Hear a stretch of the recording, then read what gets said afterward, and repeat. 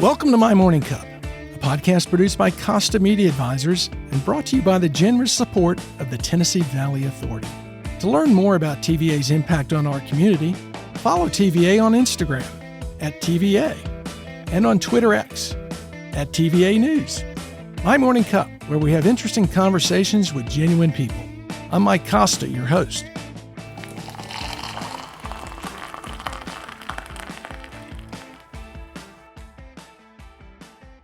My guest this week is Darin Wright.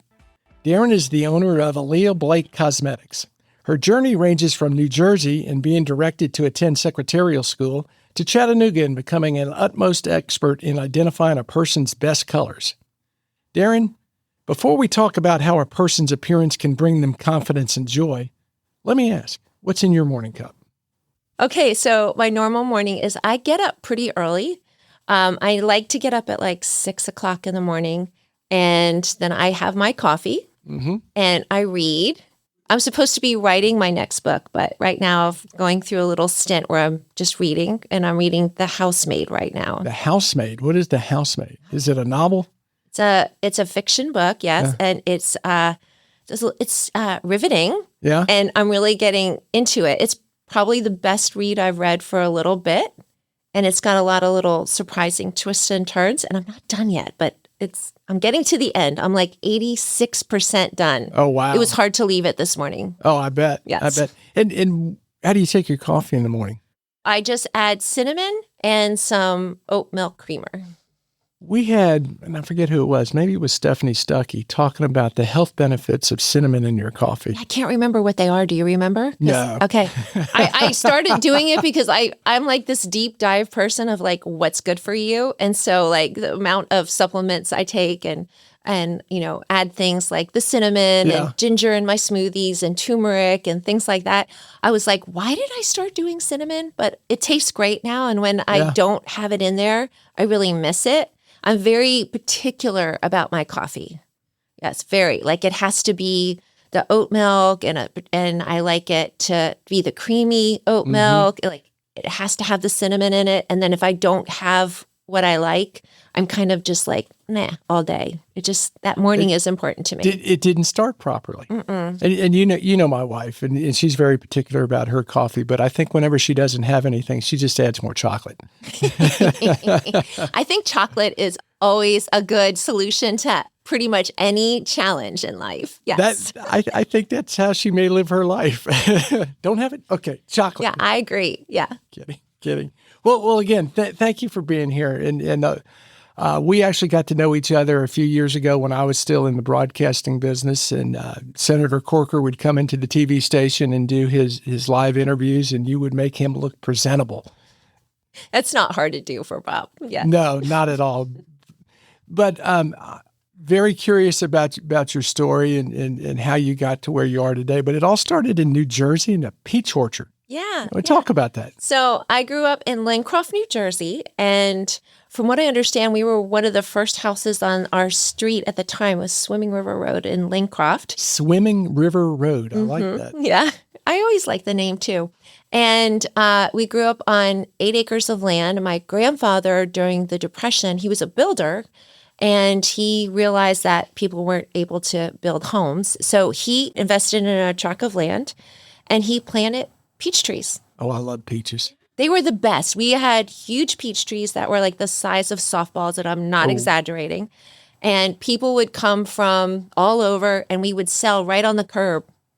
And that's how he did it. So you had like a peach stand, and people would come and get fresh peaches. Yeah. Oh, how cool. Yeah. It was really fun as a small child. I think that I really learned about entrepreneurship then. Yeah. And I realized later in life that all the people that had actually influenced me along the way, my grandfather, my dad, my mom, and all of them just had such a spirit to them. But my grandfather, working and selling we sold tomatoes too. I think it was like 75 cents for like a little carton, and I remembered feeling so cool that I was like the change girl, like I thought that was like the best thing ever. And then, he was tough, my grandfather. So he would be like, You got to go out there. You got to pick those peaches. And I was telling you earlier that we would get so itchy because peaches are so itchy that you just would, your skin would be on fire. Yeah. They're itchy. Mm-hmm. I never knew that. They have fur. Yeah, well, I knew that. Yeah. I don't think you realize it when you get them in the grocery store because they've been handled, I guess. Yeah. But like fresh peaches are so itchy. And I was probably maybe even allergic to it, who knows, but I was so itchy. So like a mohair jacket they have on when you first pick them. Talk a little bit about, you mentioned your grandfather, your mom and dad, and the influence that on you. Can you talk a little bit more about that? You mentioned your grandfather. What did your parents do? And So my dad was a TastyKake salesman. TastyKake. Yeah. So, because my parents were from Pennsylvania. Okay. Yeah. That was the main office there. Yep. And so originally he worked for the company, and then the company had them buy their routes. So he ended up being his own boss, an owner of his truck. Yeah, he was an independent route guy. Yeah. And that was his route, and he serviced them all. He was just the TastyKake franchise. Yeah. And I would go to work for him, which, then later became, you couldn't do that anymore. Mm-hmm. And I would sit in the front of the truck on that little hump. I guess, I don't know what was under there. Yeah. And then you would sit right there, no seatbelt, no chair, very dangerous. But he would take me to work with him. And I would meet all his clients or his customers. And he had such a way with his clients. Like he knew what was going to sell, what was not going to sell. And he would say to them, the creamy, I think that was the name of it, isn't moving right now. You need to do this one. He was really good at what he did. And I realized later on that really seeded into me and learning how to deal with clients and letting them know what is best for them. And so, because he wanted them to make money, because if they made money, then he made money. Because Hostess was the big competitor. So he had to make sure that his cakes moved. Well, and you bring up a great point of being able to say to your client, now, I know you're saying you want the cheesecakes, but the cheesecakes aren't moving right now. Yeah. Because I think so often for people who, particularly when they get into sales, just want to say yes to everything the client says, because then I can get the order and I can get the hell out. Yeah, exactly. Now, you have siblings? I have 2 sisters. Yeah, my older sister is 10 years older than me, and then my middle sister is 4 years older than me. Okay, so were they also involved in selling? Not so much. They weren't into it as much as I was. I just loved it. I loved like hanging out with my grandpa, being on the tractor. I remember I said to him one time, "I really want strawberries, Grandpa," and so he was like, "Okay," and so I had to plant. Like, I think we did like 50, which doesn't sound like a lot. It's a lot. It was a lot. And it was like, had to be done a particular way. And it had to have the little drenches. And he made me do it, like dig it out. How old were you? Oh, I had to have been like 10 or 12. It was the worst. And then I didn't even get to enjoy them because you have to wait like a year and like you have to like snip off their little buds. And at that point, I was just like... You were over it, huh? I was like, I hate these strawberries. So did all this translate into you having a green thumb? And do you like to plant today? Do you have a garden? I actually do love to garden. And I think about my grandpa all the time. I've never been successful with any fruit things. I kill all my vegetables.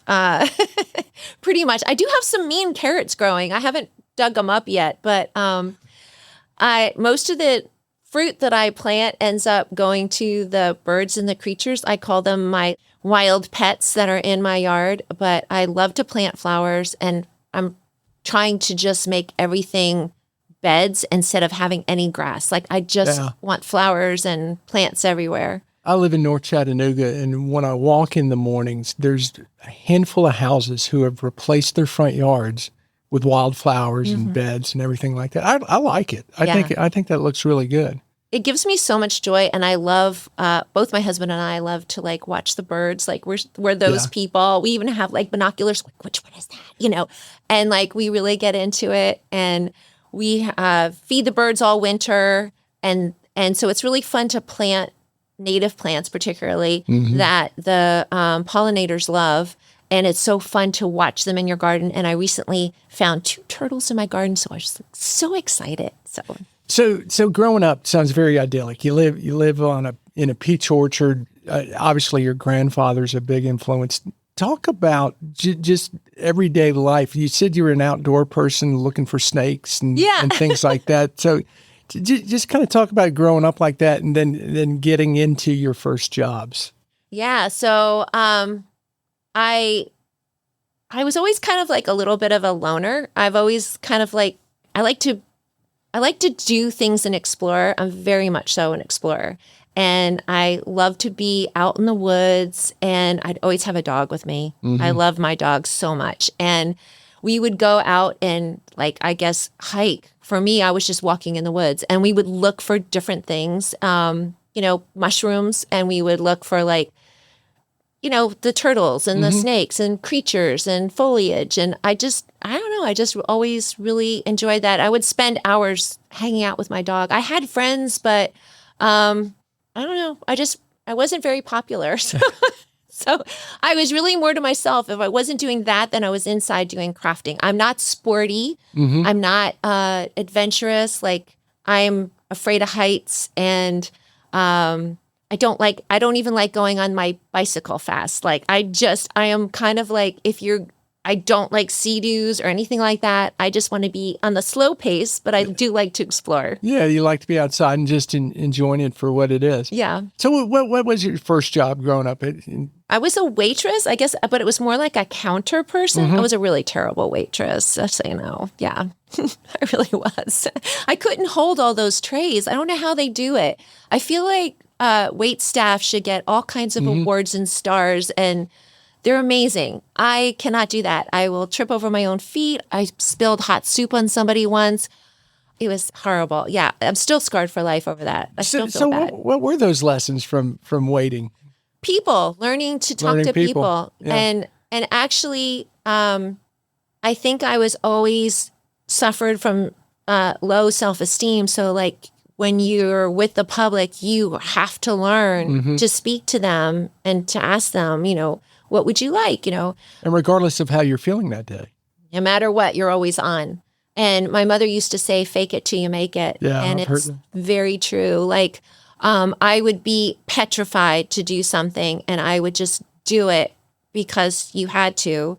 My early job was being a waitress. And then, speaking of faking till you're making it, I was petrified of people really, believe it or not, people never believe that about me. And I was very uncomfortable with it. So I started selling real estate. I would push myself into things that I had to. Yeah, challenge yourself. Yeah, because if I didn't make a sale, I would go hungry, so. It's funny you say that people wouldn't believe that, you were introverted. Yeah.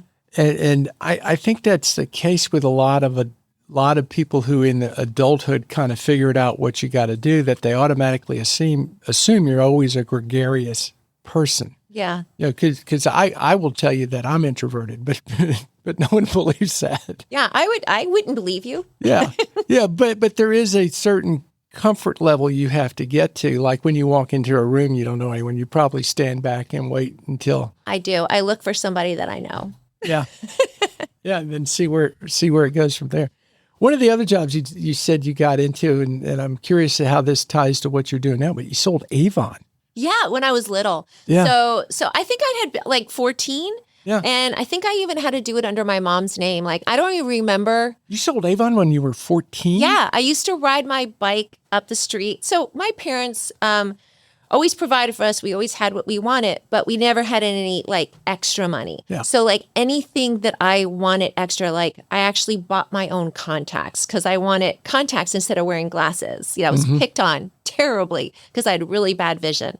And so I had to earn that money so that I could get contacts. So I would sell Avon or anything else I could do, to make some money on the side. So I ride my bike up the street to, I think it was like a 15-minute ride. And there was this big senior center apartments there. And I would sell to the little ladies at the apartment complex. So they're older, retired. Yeah. And you're 14. Yeah.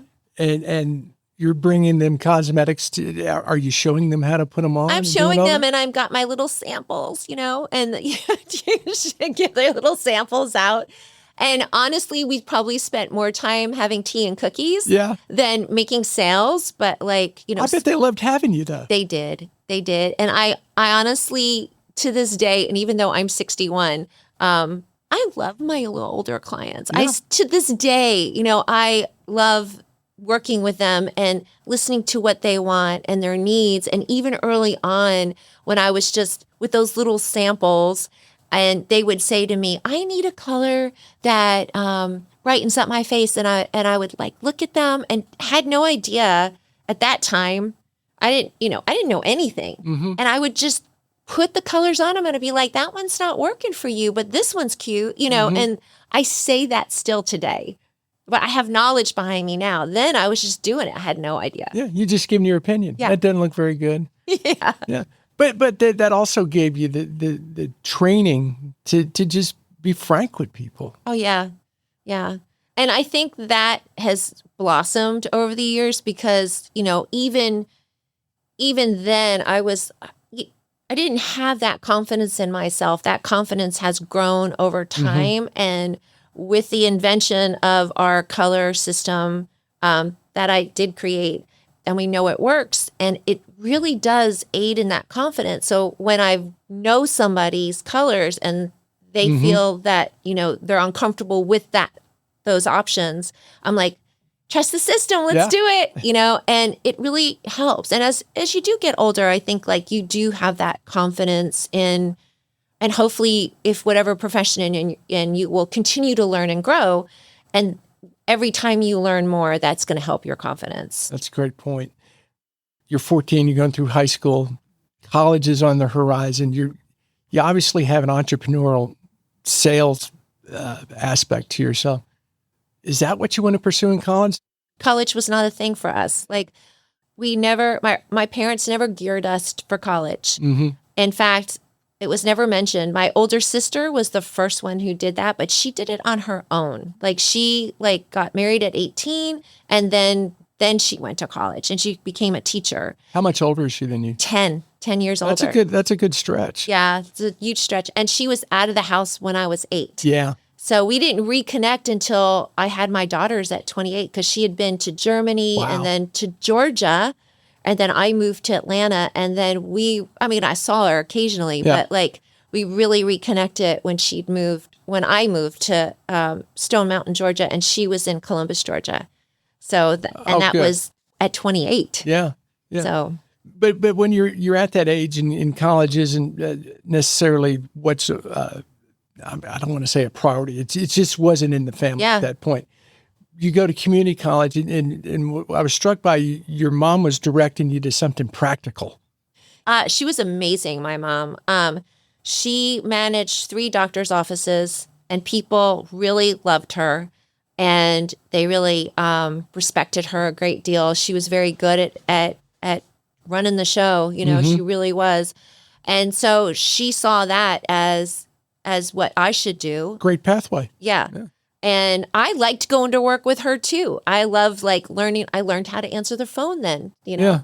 So, and I learned a lot from her, but that's what she saw in both. She encouraged my middle sister, to do the same thing. And my middle sister went to secretarial training school, and she became an executive assistant for, I think it was Bell Labs at the time. And she wanted me to do the same. And I was good at it. I just felt like I wanted to stick ice picks in my eyes. I hated it so much. I hated it. I would have anxiety of how bored I was. Yeah. So. But it probably contributes today to some of your organizational skills with your business, I would imagine. Yeah. My mom was a big graph and list maker, which I've rebelled for years because it was so annoying. We had those charts on our, before that was a thing, before people sold charts that you buy to make, she made us make charts, and we had our chore chart. And she was always this big list person. And I rebelled for years. I was like, the list is here in my mind. I wasn't going to write it down. And now I've just started making lists, but I'm a crazy, eclectic. My lists look like a crazy person wrote them because they're upside down, inside out. Like they're just kind of scribbled. And I have like 10 papers all around and sticky doos everywhere. I would say I'm a frustrated organizationist, but I do really value organization, especially like in my business, as far as like how we run it and how our colors are lined up. Because if you're not functional, you're not going to be functional. You know, like you're not going to be able to help that client to your best ability if you can't, or you're not organized. Yeah, if you can't put your hands on it, or you're going, I don't know. Yeah, someone's going to go, wait a second, you're telling me what to do, and you can't even run your own. Yeah. What did you ended up going to community college though, right? Yes. And what'd you focus on? So I started out as going for, what did I start out as going for? I started out in business. It was actually very comfortable for me to do that because I had already had so much business training. So I remember that I was with younger people at the time because I was old at that point, you know, compared to getting out of high school. So because I went later, I think I was in my early 20s. And so I went to college, and these business classes were, I hate to say it, they were kind of easy because I already knew it. And I remember helping the other students because they were like a little overwhelmed with it. And then my middle sister was like, you need to go for something to do with fashion because you're so good at it. And I was like, am I? Yeah. She's like, yeah, you are. And I was like, okay. So I started switching it to fashion and merchandising. And I always secretly wanted to be a designer. Didn't really know what that meant. And so I switched colleges for, I think it was just about a semester. And I went to Philadelphia School of Textiles and Sciences, which I had gotten into FIT, which has now changed names, but Fashion Institute of Technology in New York. And I didn't feel, because remember, low self-esteem, I didn't feel like I could make it there because I thought that everyone would be too talented. And so I went to PCTNS, and I couldn't afford to live on campus. I was kind of in that weird, I couldn't get like loans and whatnots. And so I was like, okay, so I'm going to drive every day. How far? 2.5 hours each way. And I had to leave at like 5 o'clock in the morning to get to class. That's further It didn't than going last to very Nashville. long. Yeah. I could only do it for a semester. But that's a lot. It was a lot. Yeah. And so I stopped doing that. And then I ended up at changed schools, and I got my degree in fashion and merchandising from Brookdale Community College. How important was it for you to hear from your middle sister, you're good at this? Yeah. Oh, don't make me cry. Yeah, she really, it's in my book too. Oh, I'm sorry. Yeah, it meant a lot. Yeah. Well, and a lot of times, people are very good at things that they just need someone who's not themselves, because self-doubt's a killer. Yeah, she actually did that. And she also told me to go to modeling school. Yeah, I mean, I have to say that for her. She saw something in me, which I'll always, really thank her for. Oh gosh, I have a tear. And she made me go to modeling school, which really helped my self-esteem. And that actually spurred me into what I'm doing today. So between the fashion and merchandising class and, doing the modeling, it gave me the self-esteem I needed. And, getting in front of people on the runway was really my thing. I'm really not good at photos. I always clam up. It always makes me, I feel so awkward, but the runway was fun for me. What was fun about it? I don't know. I can swing that. Like we used to do, of course I was much younger. So I ended up getting into this team where we did a lot of bridal shows, and I could swing those dresses around like nobody's I can take that little train and go I don't know it. I could do it. Yeah. I could do it, and I felt confident up there, and I wasn't me. Yeah. I was somebody else. And so when I got up there, I wasn't Darin. I was just this person, and I never wanted anybody I knew to be in I never invited any friends or family So I you were didn't like want to see. Yeah, I felt if they were there, that would have well, that would make you Darin. You wouldn't be playing the role. Yeah, exactly. So I was just up there doing my thing, and I enjoyed it. And I did that for a while, for some time. And in fact, when my daughters were born, in 3 months' time, I was back to work. I was modeling in Atlanta at the showroom, and then I would model for the Apparel Mart. And so I did that for a while, and then I came here and I got involved with Profits department store, and I used to do their traveling shows. So what got you to Chattanooga was working with Profits? No, what got me to Chattanooga was my husband. Oh, well, that will work. Yeah. We both wanted to move someplace warm. And he's from New Jersey also? Uh-huh. We met there. And so we kind of like did this little thing with a map. So it was Atlanta or Miami, and we ended up in Atlanta. And what year is this? Oh, gosh. You're going to ask me years. There is going to be a quiz. Yeah. So I think it was was it 87, 88, 89, something around there? Yeah. The girls were born in 91, so it had to have been around 90-ish. Okay. Yeah. Right in there. And that's really before Chattanooga started to blossom. So you moved from New Jersey to Atlanta. You're doing modeling and other things. How long were you in Atlanta?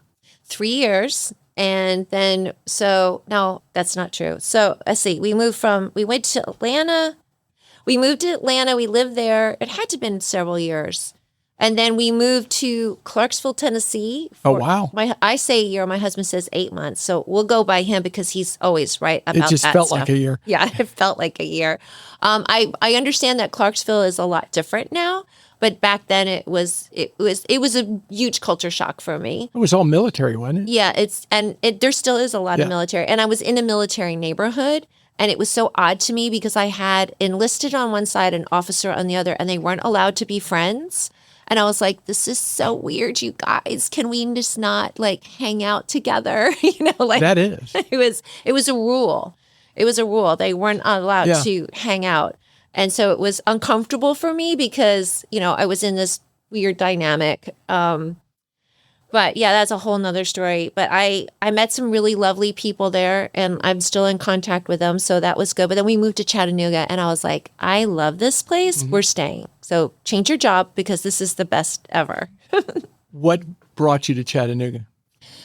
My husband's job. Yeah, So okay. yeah, So he was in retail with Champ Sports at the time, and he was really good in management, and he was really good about changing the floor plans to create sales. So they would send him to troubled stores, and then he would redo stuff and get the sales up, and then they'd move him someplace else. And I was like, we got to change jobs because I really like it here.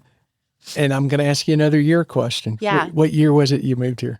I am pretty positive it was, so 91. I think we're here at 92 or 3. Yeah. So again, you're here when the aquarium is just being done. Yeah, I think the carousel was just built. Okay. And I remember falling in love with the carousel. Yeah. I was like, oh my God, it's awesome. Yeah. Such a nice charm when everything was just happening.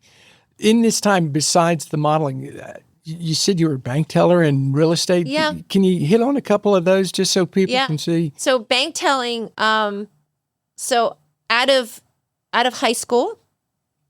Yeah, I think that was right. Yeah. So out of high school, I worked at Sears department store, and they had an in-house teller. So it's where all the registers came at the end of the day, you would be the one that give them their I forget what it's all called, their till. Okay. Yeah. Yeah. And so you would give them their till, and then you would make sure that everything matched up. So I worked in that department. So you had to cash them out, basically. They would bring their till to you, and you were here at the beginning, and here you are at the end. Yeah. And so that was my job out of high school. Wow. Yeah. And then I worked for a bank because of that experience. I was hired at a bank as a teller, and I did that for a while. And then after that, I worked for, I worked for the mortgage company with that skill. So because bank telling and mortgage numbers, which is hilarious because I never did well with math, but I can do that kind of math, accounting, but algebra and stuff like that blows my mind. I do those kind of calculations now, and that'll be another story. But so I did that.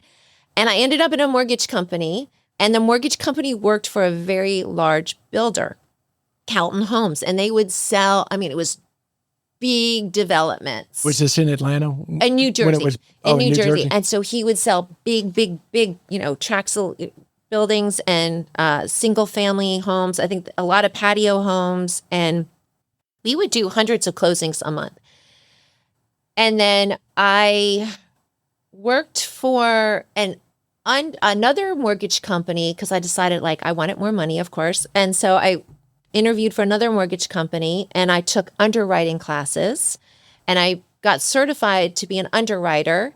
But then the lawyer for the Calton Homes people scooped me up, and because they knew me, and they were like, come work for us, and you'll be basically handling all the other side of the documents, all the legal documents for the closing. And so that's what I did. And I did hundreds, like we say, hundreds a month. I was just, it was basically just plug in the numbers because you got so used to doing it. So you're doing all this, but it's not in fashion. It's not in cosmetics. Did you feel a tug to get back towards that? I still always I always dabbled in the fashion. I still always played with the makeup and did it, but it was really just my own personal thing. I would help my friends, My cousin used to laugh at me because I'm not like this anymore, but then because I didn't have an outlet. So I would she'd come by to visit me, and I'd be cleaning the house, and I'd have nice clothes on, and she would be like, you're cleaning the house and you got cute shoes on and everything. I was like, yeah, because I didn't have, I wanted to wear it. Yeah. Otherwise it's in the closet. Yeah. So I would just do it. And I just always really enjoyed working with the clothing. And I don't know why I never tried to work at a store back then. Yeah. It was just because I was on that trajectory. Yeah. So that I just kept doing all the business stuff. Yeah. And so I worked for the lawyer, and then I decided one day to do the real estate, and I did really well with the real estate. I really enjoyed it, and I made $1 Million Club, and it was really, and the types of houses I sold were first-time home buyers, which, were not a lot of money, especially in that area. And then the senior citizen homes, and those two markets loved me because I was young. Yeah. And I fit in with the new home buyers. Plus my mortgage experience was so useful. I used to write them if they had bad credit. I would help them. I would meet with them first. I was like, you guys are not going to get a loan because your credit's not good, and you've got to get this cleaned up. This is what I suggest you do. And I would help them get their act together so that when they presented their package, some of them I had to say, you need 3 months to get this together, and then you'll be able to buy a house. And I would stay in contact with them for that 3 months. Sounds like some of that TastyKake training that you learned. Totally. And I would write letters to the mortgage department. I would tell them, this is what you need to say. You screwed up, and this is why, and blah, blah, blah. And then you're going to pay off this debt beforehand so it doesn't show up on your credit report. I would tell them what to do. And the underwriters, one day they got to meet me, and they said, oh my gosh, we were wondering who this person was that and they first thought I was a guy because my name is Darin. So they're thinking, who is this person that has these tender letters, and a tender guy. Yeah. And it's not a guy, it's me. And that's actually how I got my foot in the door many times, because we had a farm for real estate where you would work a particular neighborhood. I, of course, chose the neighborhood I lived in, and you would send out letters, and you would have, sign it Darin. And so I got in the door several times because they thought it was a guy. Really? And then once I got in the door to get the listing, here I am, this young girl, which I really was young for real estate at the time, because I was 20-ish, you know, so it was young back then too. Now it's more acceptable. I think we appreciate our young folks better today, but we did not appreciate our young folks back then. Very discounted. What's this young kid doing? Yeah. here? didn't know nothing. And I remember like the wife would totally be on my side, like pretty much right away. And the guy would be like, oh no. And then it would always be like, we'll talk about it. And then they would come back and they're like, yeah, we're going to give you an opportunity to list our home. And so I was able to do that. What flipped particularly the guy? Because you said the wife would tend to be on your side. What was it? What do you feel was the thing that said, okay, we'll give you a shot? I think it was just the fact that I was like, okay, this is what I've accomplished and this is what I can do for you. And I would have a plan for them. I'd be like, okay, I would say to them, I was like, your home is beautiful, but like, let's work on this, this, and this. And I'm going to have this listing for you. I'm going to have this open house for you. And then, we'll take it from there. Like, I don't know, I guess just having the steps for them and telling them what I was going to do and being confident in, I have done this before. And I remember my first one, I was like, hey, I'm going to be honest with you. I've never done this. I haven't listed a home before. You will be my first one. And, I understand that that's a big risk for you, but I'm not going to be in this alone because I have a broker. Yeah. So my broker's going to back me on this. And so while I'm going to be your contact, if there's any issues, this is their name and you can go to them with any problems or concerns as well. And I don't know, I guess just being honest with them, being upfront. Yeah. And that's what I was going to ask you, how important that was, because going back to fake it till you make it. Yes, there's a certain aspect of that, but just being able to honestly say, this is the first time I'm doing this. We're going to go through this together, but I also have backup here. Yeah. Lucky for me, they gave me a chance. Yeah. And it was just, those chances. And I also told them, I said, I really work with a lot of buyers. I'm very good with buyers. Mm-hmm. And I said, so I know of people that I can send your way. I can't guarantee they're going to buy your home, but I can at least bring them through it. Get them to the door. Yeah. That's all you can do. So when you get to Chattanooga, what do you do in Chattanooga? Your husband's working in retail, right? At Champs. Are bank teller, real estate? No. So by then I'm doing makeup because I've been so for my fashion and merchandising when I did get that degree. So for fashion merchandising, you had to work in the fashion field as your internship.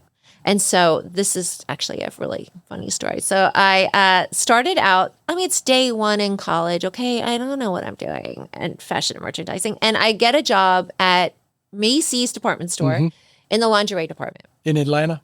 No, this is in New Jersey still. Yeah. So I'm in New Jersey at this point. And I'm, my boss, who is a lovely woman, she leaves me. I'm part-time, mind you. She leaves me. I've probably been there maybe like a week. She leaves me and I just started school and she's like, merchandise the floor. I have no idea what that means. So I'm an overachiever and I took everything out of the back room and merchandised the floor. Like I didn't know what that meant. So I just hung up. Every bra was out there and you're talking everything, pretty much everything I could fit. I didn't know. And they come to work the next day. Of course, I come in at night and they were so mad. And when I got in, she basically said to me, she goes, you overdid it. You only do 3 to a thing. And at that point, again, so low self-esteem, right? So I don't know to stand up for myself to say, well, you didn't teach me. I don't know that you need 3. I'm embarrassed now, I am like losing it because I was I was just trying to get it all done. 3 hours, my shift was 3 hours. So I'm trying to please her by doing the best job that I can possibly do. And I made like a mess. It took them like a week to fix it. So she said, you're really good with people and you're really good with makeup. Again, like this, and shoes. I'm going to see if I can get you a job in cosmetics or shoes. Like, in other words, we're getting rid of you. Instead of like, this is how you do it. Give me another chance. Because my sales were excellent. Because I would work so hard when people would come in and look for something. I was going to find it for them, So she tries to get me a job at Macy's and she does it. But now that bug's in my ear. I'm like, ooh, I could get a job in makeup, or shoes, those 2 things that I love. And so I started interviewing and I got a job at Abraham and Strauss. and I got a job in the cosmetic department for Elizabeth Arden, which my very first counter job. And I killed it. Yeah. It was part-time, and I did so well that I like won a cruise, because I was like, as soon as people were there, I had no idea what I was doing really. And I would just be like, hey, can I play with you? I'm bored. And can you sit down? Can I put some makeup on you? And people were like, sure. And I never tried to like hard sell. I was like, well, do you like anything? And they were like, yes or no. And I was like, do you want to get something? And they're like, sure.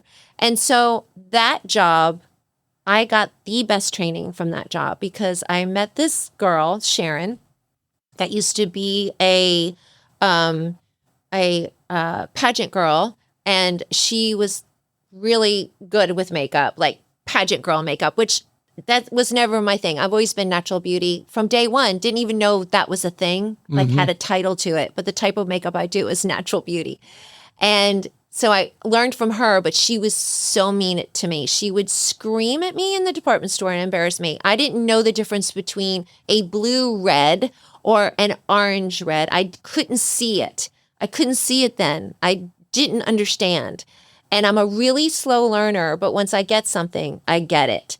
And she would yell at me and we would fight. It was terrible. She was so mean. But then I also had classes with like Bobbi Brown. Like we took a class with Bobbi Brown before Bobbi Brown was, Bobbi Brown. Yeah. She was still amazing.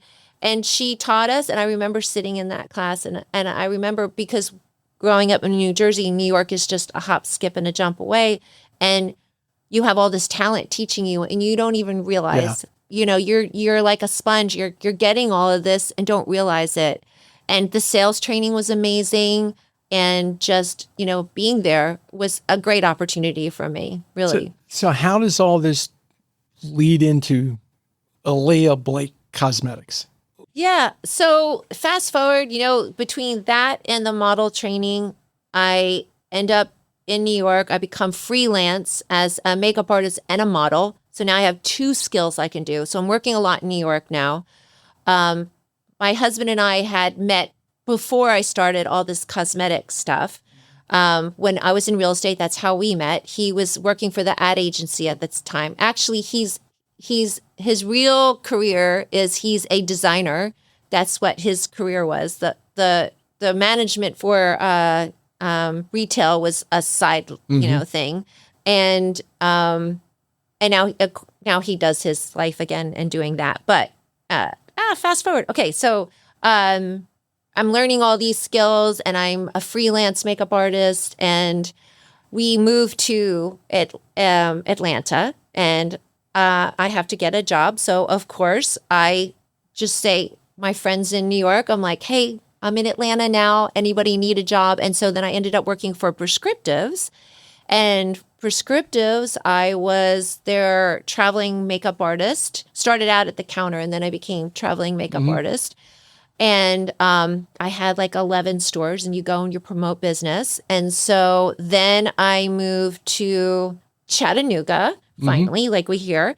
And I'm like, I'm a makeup artist. I need work. I, of course, reach out to Elizabeth Arden for freelance. And then I get in touch with Channel 3. And I think I met Cindy Sexton at the counter, actually. And she was so kind and got me involved. And she got me an interview with Bill Wallace. And Bill had me come in the morning and work with the anchors and help them with their makeup and everything. And that was a huge opportunity for me. Yeah. I never knew that connection. Oh, yeah. I love Bill. He was very good to me. And so I would go in there and consult and then let them know what they needed. And I would do air checks. So all the new people I would work with. Did bring in someone new, and you'd sit down with them and see their look. Yeah. Both in person on television, then work with them on the colors they should be wearing, the colors they shouldn't be wearing. Yeah. Makeup wise, because they always had their own, because back then they always had their own color person first. I guess they like most newscasters do that at some point. So they had, all that's gone away with where television is today. They used to have makeup consultants. They used to have color consultants and corporate consolidation Yeah. cut it all, Yeah, unfortunately. it's too bad because it's so important. Oh, yeah. It really is. But he saw the importance of it, and so I would do air checks, make sure everything was good, and then they would get the makeup. You know, So what led you to start your company? So when I came here, I always wanted to do that as a career. And I said to my husband, I said, I feel like if I'm doing all this now, I should have like more professional, aspect to this. And so I decided that I wanted to be an esthetician, which is someone who's licensed to work on the skin. Mm-hmm. And I had also started volunteering for burn victims. And I was like, I feel like I just need to have this little piece of paper that says, you're a professional. So I wanted to go to school for aesthetics. And so I did that.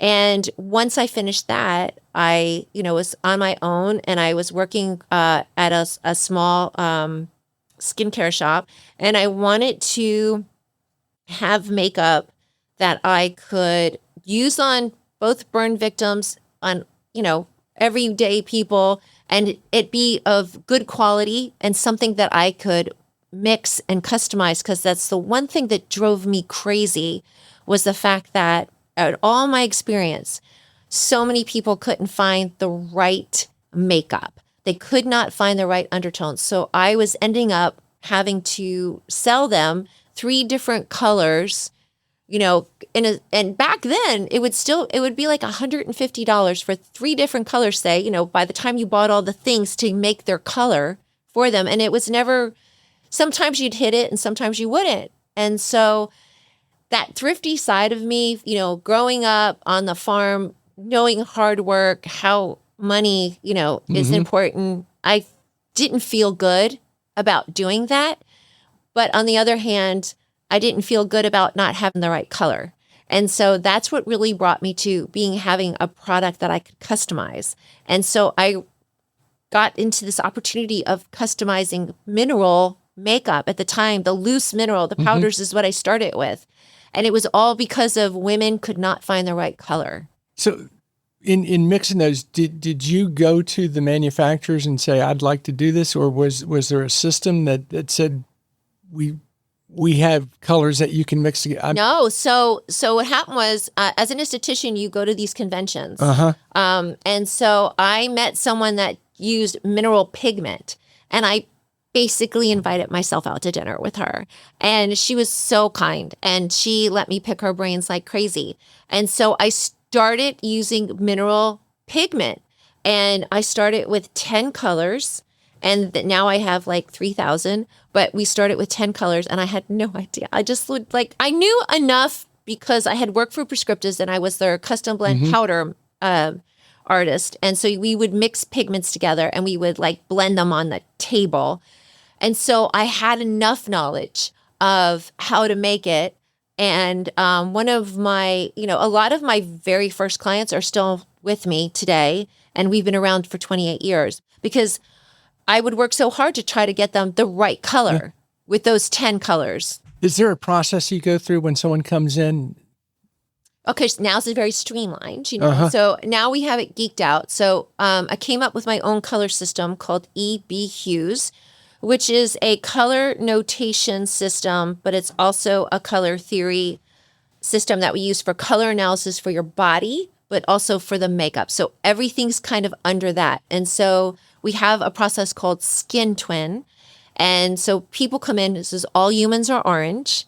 Every person on this earth is orange. And not just the president. No, not just him. I couldn't resist. No, it's okay. Okay. Well, he doesn't have his right color on. Obviously. Yeah, it drives us crazy.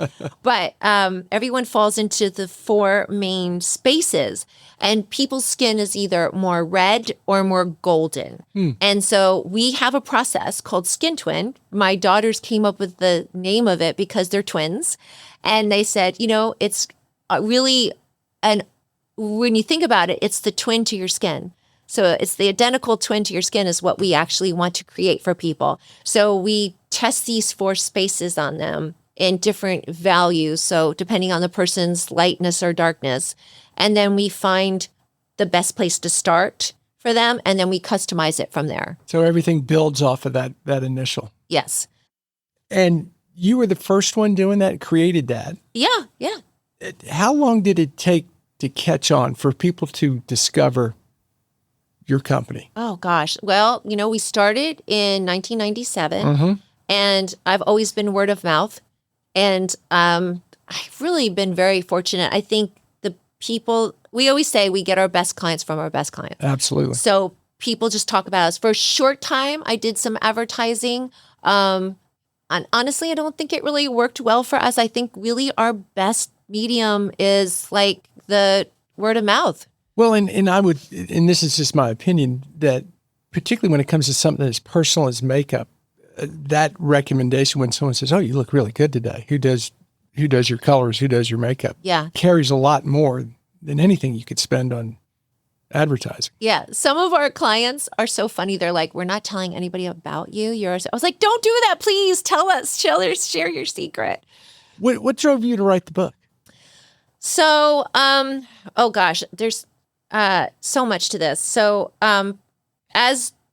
the reason why I made the system, that I created the system, wasn't because I actually wanted to. So a lot of the things I've done in life is because I've gotten mad at something. So I created the blending of the minerals because I was mad that we couldn't find the right colors for people. Like it frustrated me. So originally, that's why I started using mixable pigments, because I was like, I can't get the right foundation for people. That's wrong. I want to fix it. So the book and the color system was because my mentor for color analysis.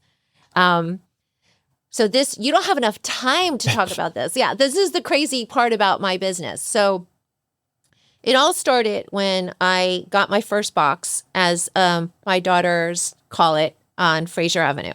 So that was the very first time that Elea Blake became branded as a branded company.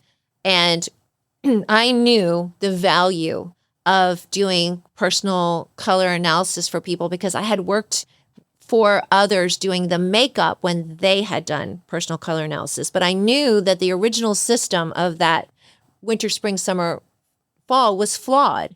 And so I stepped away from it because I was like, they were having me put these colors on people and I was like, it doesn't look good on them. And I know that you're telling me that they're a winter, but these colors are not looking good on them. And then it looks bad on me, like I'm a bad makeup artist. But I'm like, no, the colors are wrong.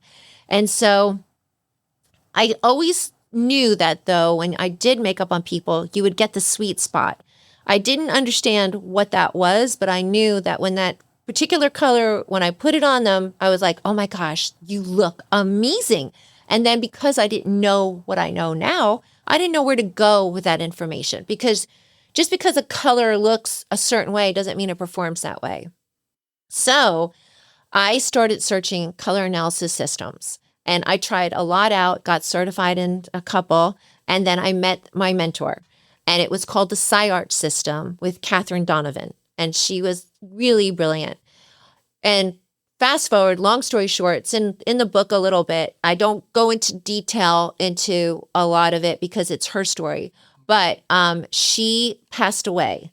And when that happened, her company and all the things she worked so hard for was a mess, because she was the company. Yeah. And she had trainers, and they are all wonderful, wonderful people and colleagues of mine.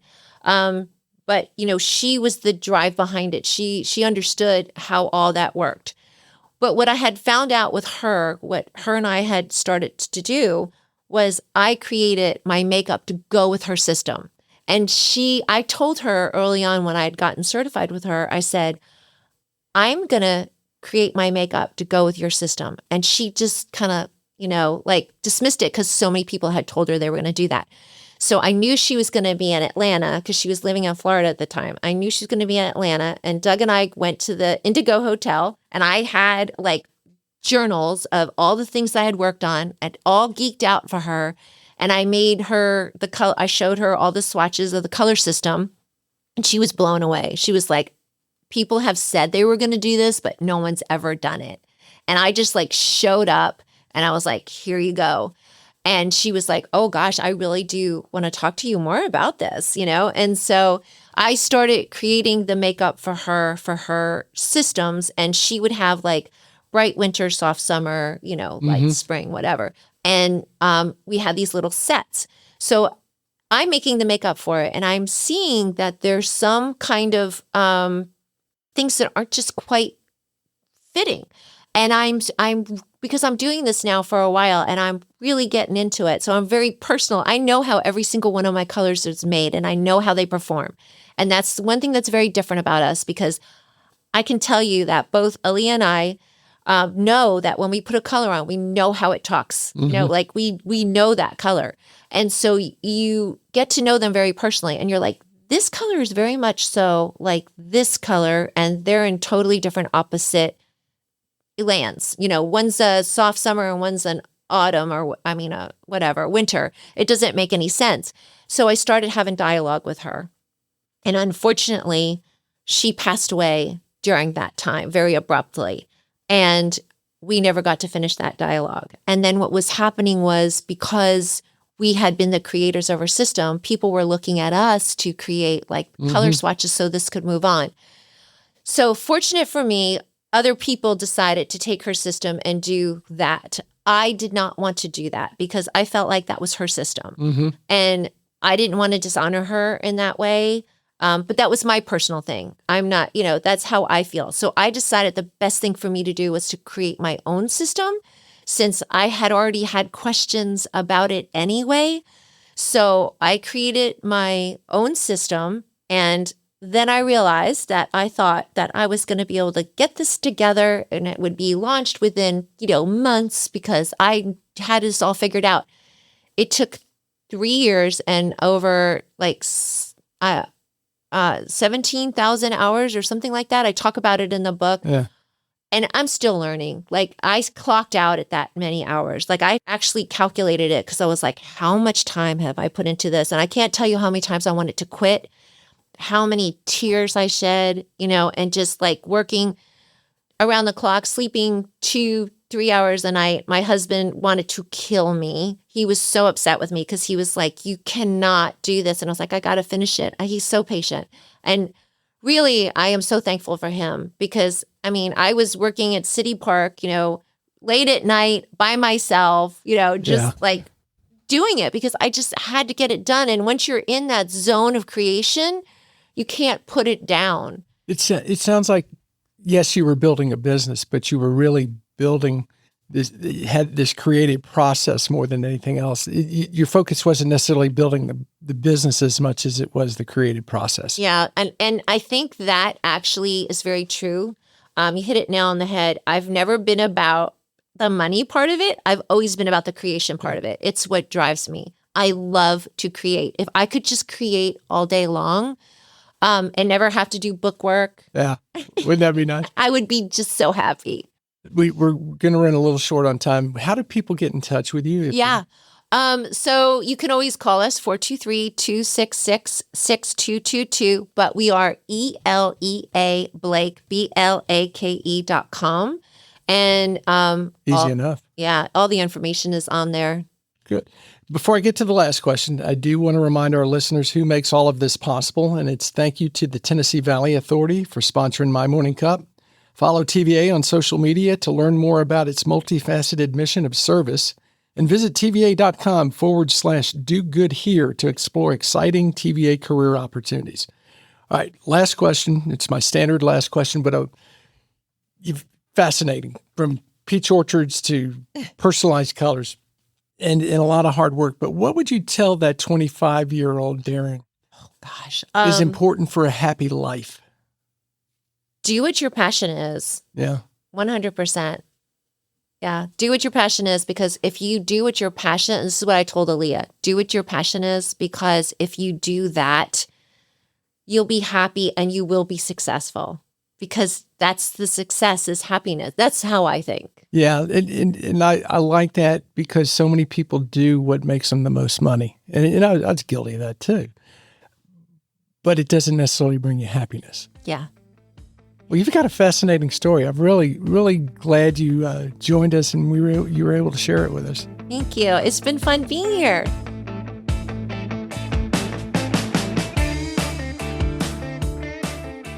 Thanks for listening to My Morning Cup, a podcast by Costa Media Advisors. If you liked this episode, please share it with a friend. I release a new episode each week, so be sure to subscribe on Spotify, Apple, Google, or wherever you listen to podcasts.